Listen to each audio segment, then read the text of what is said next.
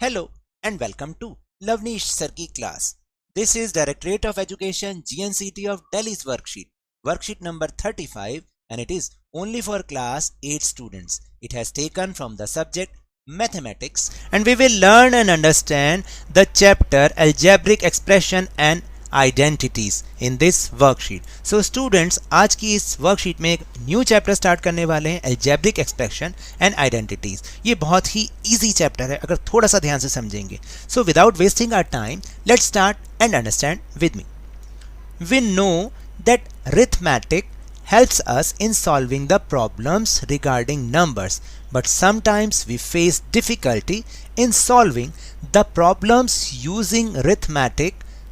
Then we take the help of x, y, z and abc.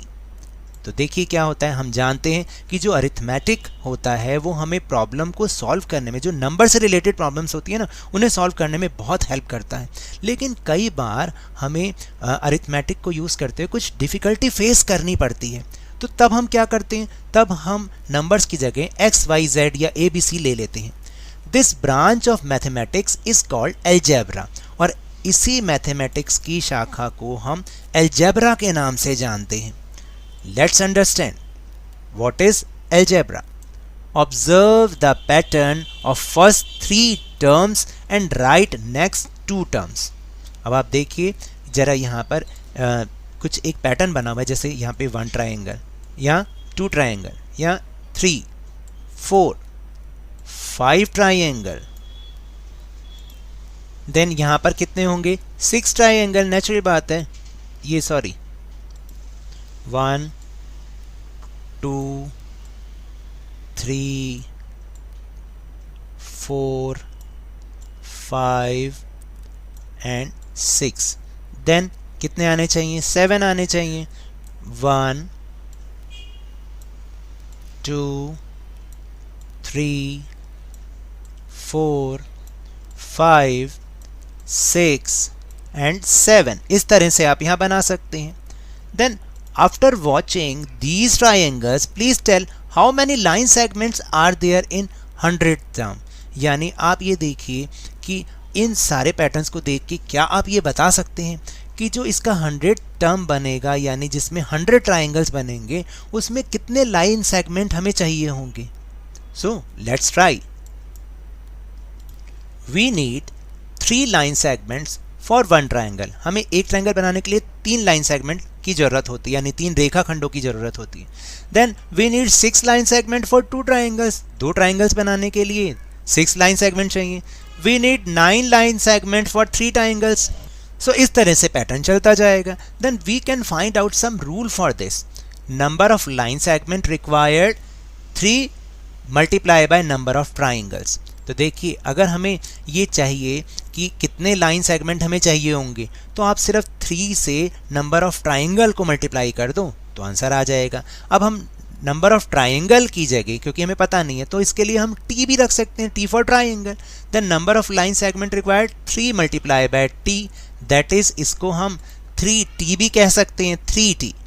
यानी जितने triangle यहाँ रखेंगे उसको 3 से मल्टीप्लाई करो तो अपने आप लाइन सेगमेंट आ जाएंगे.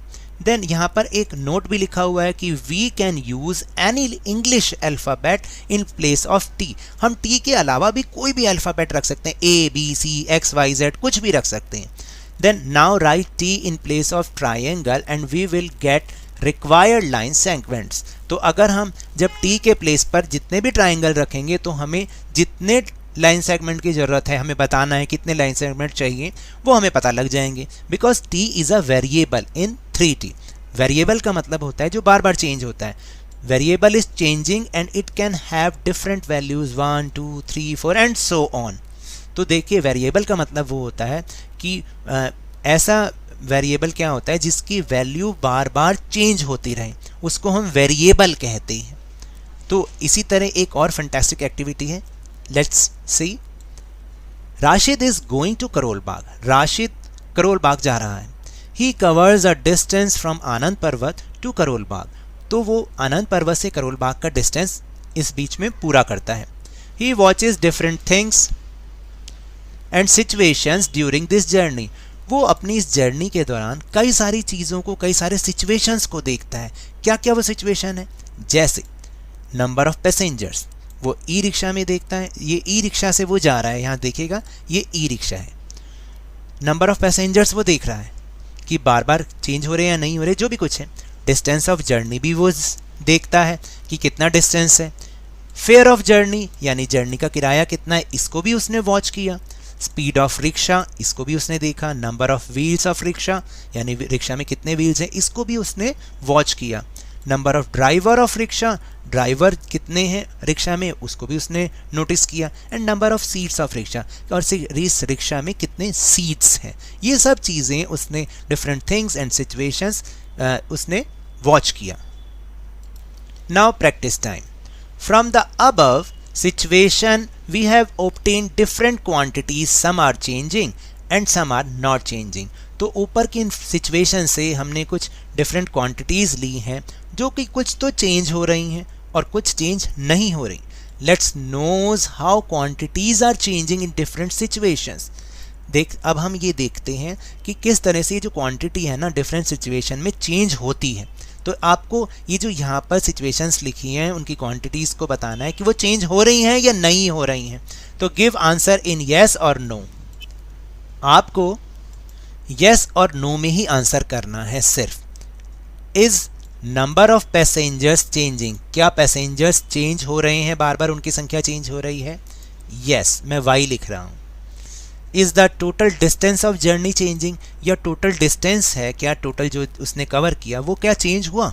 नहीं, वो तो उतना ही है जितना वो है, 1 किलोमीटर 2 किलोमीटर जितना भी है वो उतना ही है। Is the speed of rickshaw changing, rickshaw की स्पीड बार बार चेंज हो रही है? Yes. Then is the number of wheels changing, क्या रिक्शा के पहिए चेंज होते हैं, मतलब 4 से 3 बन रहे हैं, 2 बन रहे हैं, ऐसा हो रहा है? No. Then is the number of drivers changing, क्या ड्राइवर की संख्या चेंज हो रही है? नो, ये भी no. Is number of seats changing, क्या जो उसके अंदर सीट लगी हैं वो चेंजिंग हो रही हैं? This is also no. देखा कितनी इजी एक्टिविटी थी। देन एक बात याद रखिएगा, variables are those which have different values. Variables वो होते हैं जिनकी वैल्यूज़ हमेशा डिफरेंट होती हैं, चेंज होती रहती हैं। And constants are those which have fix value, और कॉन्स्टेंट्स वो होते हैं जिनकी वैल्यू हमेशा फिक्स होती है, कुछ भी उसमें चेंज नहीं होता। Then the question, put circle around the variables and box around the constant terms for the terms given below. आपको क्या करना है, जो कांस्टेंट टर्म्स हैं उनको तो स्क्वायर एक बॉक्स बनाना है, और जो वेरिएबल्स हैं उनको आपको सर्कल करना है। तो ये तो हमें पता ही चल गया कि वेरिएबल कौन से हैं और कांस्टेंट कौन से हैं। देखिए जैसे हम पहले कांस्टेंट करते हैं, 5 है, 5 इज़ अ कांस्टेंट, क्योंकि 5 की वैल्यू 5 ही रहेगी, 4 नहीं होगी। 18 इज़ ऑल्सो कांस्टेंट, क्योंकि 18 ही रहता है, 18 की वैल्यू हमेशा 18 ही तो होती है, 17 होती है या 10 होती है? No. 7 is also constant and 28 is also constant। then variable कौन हुआ? z। z का मतलब पता नहीं, यहाँ पे 1 भी हो सकता है, 2 भी हो सकता है, 100 भी हो सकता है। x is also a variable, y is also a variable, t is variable and m is also a variable। सो अब आपको समझ में आया वेरिएबल किसे कहते हैं और कांस्टेंट कैसे कहते हैं। So now that's all for this worksheet. अगर मेरे इस तरह समझाने से आपको थोड़ा सा भी समझ में आया हो तो इस चैनल को ज़्यादा से ज़्यादा सब्सक्राइब कीजिए, लाइक कीजिए और बहुत ज़्यादा शेयर भी कीजिए। और हाँ, मेरे साथ इसी तरह आसानी से वर्कशीट को समझते रहिए, लेकिन ध्यान और मन लगाकर पूरी मेहनत और लगन के साथ ऑनलाइन ही सही पढ़ते जरूर रहिए।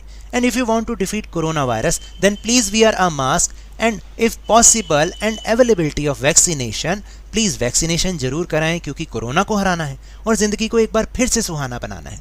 इसी उम्मीद के साथ थैंक यू वेरी मच।